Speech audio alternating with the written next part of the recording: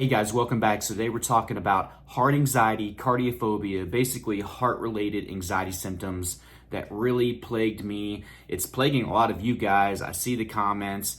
Heart anxiety is one of the hardest components of health anxiety to get past. Anything that has to do with our heart can be very, very terrifying. You are not alone. Hopefully this video can make you feel less alone. Let's jump right into this. Symptom number one, chest pain. Let's be real, this is probably the scariest symptom when it comes to our heart. There are many of them, but I feel like chest pain is ranked up there at number one.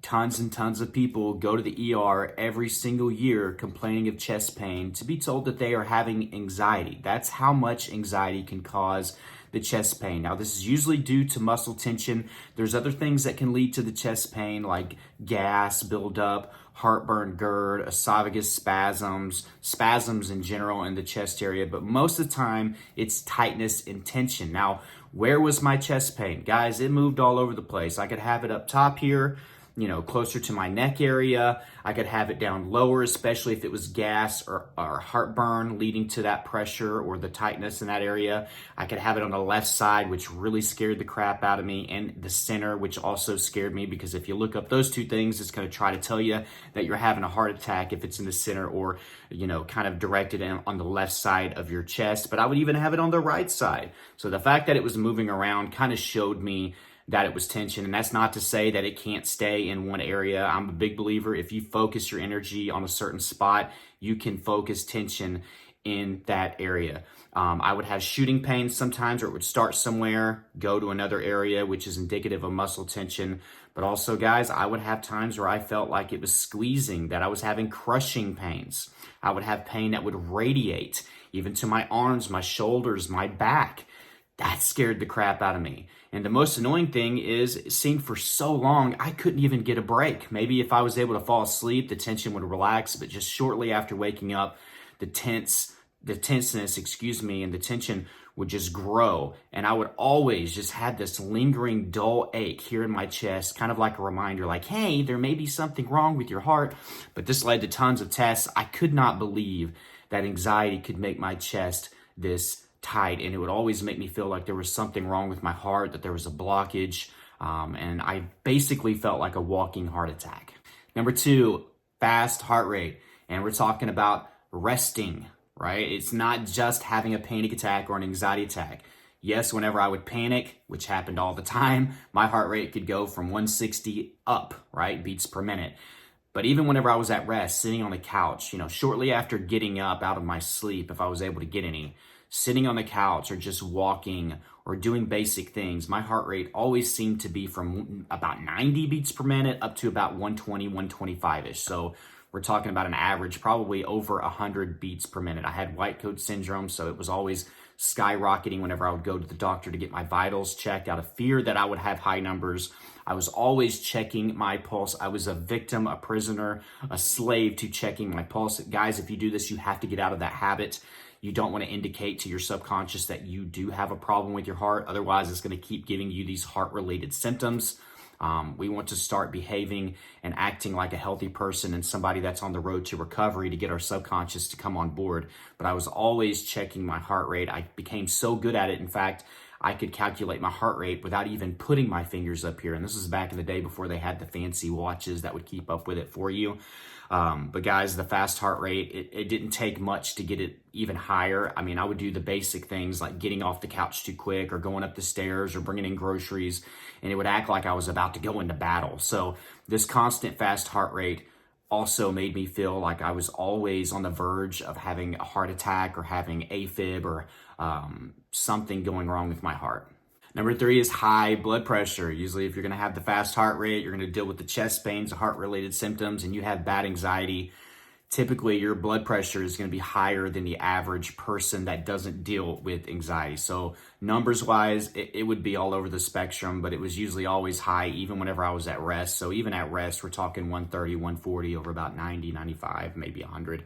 And then whenever I would go into panic mode, either getting it checked at home or me going to Walgreens or Walmart to checking it whenever I was in panic mode, or being at the doctor and the nurse or the doctor's checking it, it could be 160 over 100 plus, or higher than 160, the top number. So that's kind of my range, big range, but always high.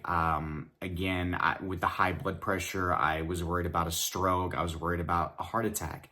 So you can see as this video goes on, I'm adding all these symptoms up. And if you look up all these symptoms, you know, it's just pointing to something being wrong with your heart. So this really messed with my acceptance. And again, I had white coat syndrome. So if I was going to go get checked out and I knew they were going to be checking my blood pressure, I was worried about having the high readings. And of course, like clockwork with my heart rate, those numbers would start to increase mid-check. So if you have high blood pressure, it's common with anxiety. And again, with all these symptoms, if you haven't been checked out, you need to make sure that you get that initial reassurance. And if you need to take it to the specialist level, do it to get that concrete reassurance. But even then, you have to start working on acceptance because, guys, anxiety can cause these symptoms even after you're told that you're healthy, right? It can kind of be chronic in nature. It can keep happening on autopilot. Number 4 was numbness. If the chest pain, the fast heart rate, and the blood pressure wasn't enough, add numbness into there and you really will start to freak out like I did. And I would get numbness on my extremities, obviously. It never really happened all up in here or my, the major muscle groups. But whenever we start talking about fingers, hands, the lower part of my arms for sure, the extremities of my face, my feet, my toes, maybe my lower leg. And what worried me so much about this was circulation. It made me feel like my heart wasn't strong and it wasn't getting blood to these areas. While in fact, I was healthy. There was nothing wrong with my heart. And if you look up this symptom online and you want to find out how anxiety causes this, well, if you're going into fight or flight or you're just anxious by nature, your body is trying to get blood to the most important areas in your body and the most vital muscle groups. And the tips of our fingers, the tips of our nose, the lower part of our arm isn't as vital. It's very, very interesting. I also read somewhere that having less blood flow in these areas would mean that you would lose less blood if you were actually fighting an animal or fighting a warrior back in the day. So very, very interesting stuff. And number 5, guys, tingling, and kind of piggybacking off the last symptom, it kind of goes hand in hand. You can have the numbness and you can have the tingling. And again, this is due to redirected blood flow, again, to those vital muscles and vital organs. So you can either fight or run away faster. So you can have the numbness and you combine that with tingling. It can be very, very scary and uncomfortable, but I would get tingling in my face. Hell, it even seemed like the tip of my tongue would tingle at times, but this is typically in my hands. I would get that tingle. But nevertheless, it was very, very scary for me.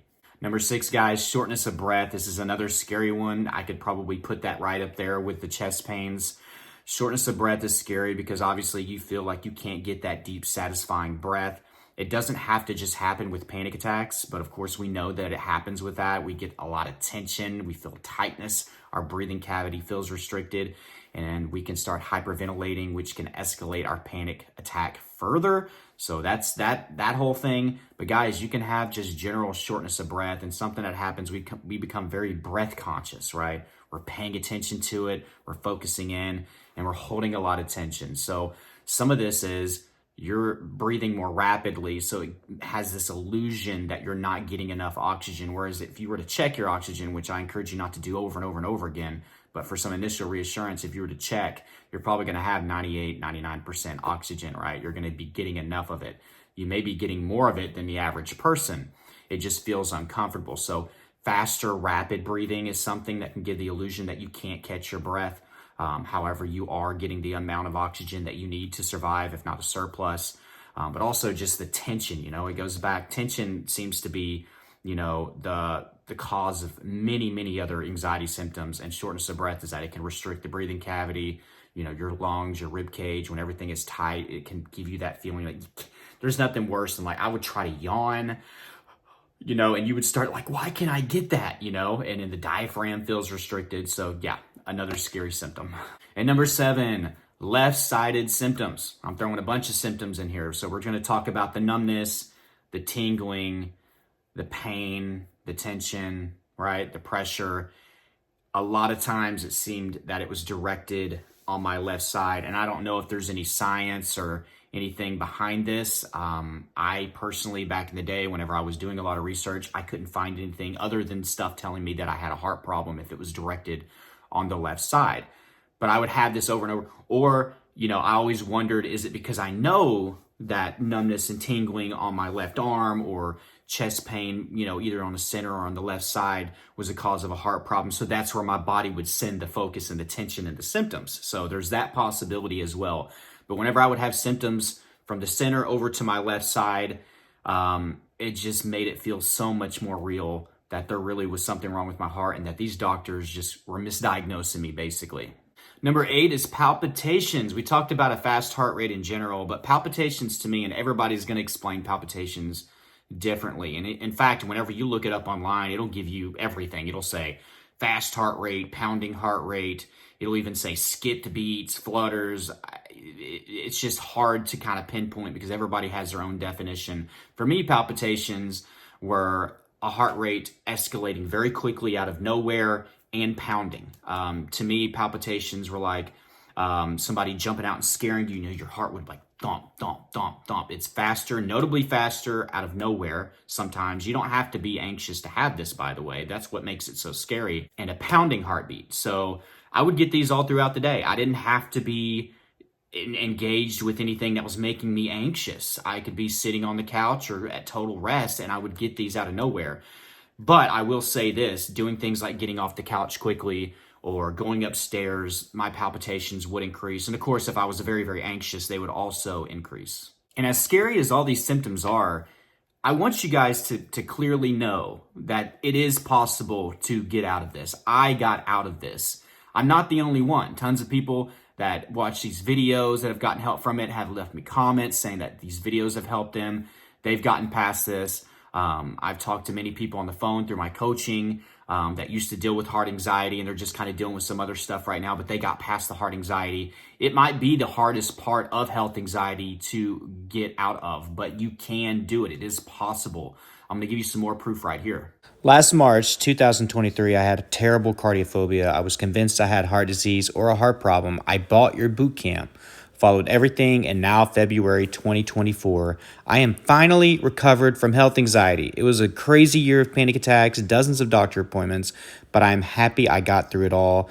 Thank you for all you do. And I get reviews like this all the time on my course, Elite Anxiety Bootcamp. So if you want something that's going to kind of guide you towards your recovery, where you're going to have a step-by-step process, tons of videos, extra downloadable materials to keep you on track, to show you how I beat this step by step, you want to grab that course.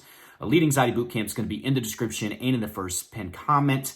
I also offer coaching. If you want to get on a phone call with me, you can email me. I'll send you all of my coaching information. And if it's the right fit, we can move forward and we get on some calls. There's a link for online therapy. There's a lot of other resources, Facebook groups, etc.